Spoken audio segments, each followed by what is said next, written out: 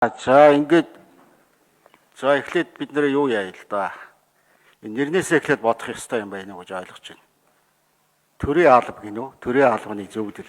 За ингээд сайхан тайлан байлан гаргачээ та нар.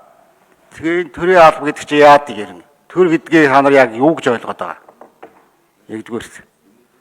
Тэгээ хүмүүн л иргэний арчилсан нийгэм байгуулна гэдэг нөгөө үндсэн хуулинд заасан байгаа л да. Тэгээ 225 мянган төрийн албаа агчтай юм байна. Одоо ойролцоогоор та нар. Тэгээ дээр нэмээд төрийн өмчтэй компаниудаа нэмбэл энэ тоо бол одоо хэмжээ хязгаараа алдаж байна. За баялаг үтээдэг татвар төлдөг хүмүүс маань энэ ачааг даахаа болж байна. Энэ төрийн албаа агчдын цалин бүлүүч одоо тэгээд тэр амьдрал ахуйд нь хүрд юм уу? Төрийн албаа агч нэртэйгээд бахан бүтээл муутай энэ уул нь олон нийтийн алба ч юм уу өшөө нэртэд байх ёстой л доо.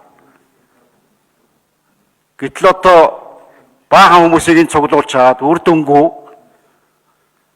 иймэрхүү байдлаар өдөр хоногийн өнгөрөөгөөд энэ улс оронч дуусч байгаа юм байна л да. Тэгээ энэ гишүүдээ асууж байгаа асуулт, та бүхний хариулж байгаа хариулт, энэ байж байгаа зохион байгуулалт энэ төр бол энэ ирээдүй байхгүй болчих. Энэ маягаараа удаа үргэлжлүүл. Тэгээ төрийн албанд нь орж ил байвал тэр хүн тэгээ насаараа баталгаатай юу?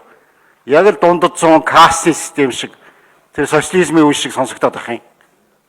Энэ юмаа өөрчлөл. Багийн төрийн албаны зөвлөл мөвл инээ тэр юмнуудаа татан буулгасан дээр хаа.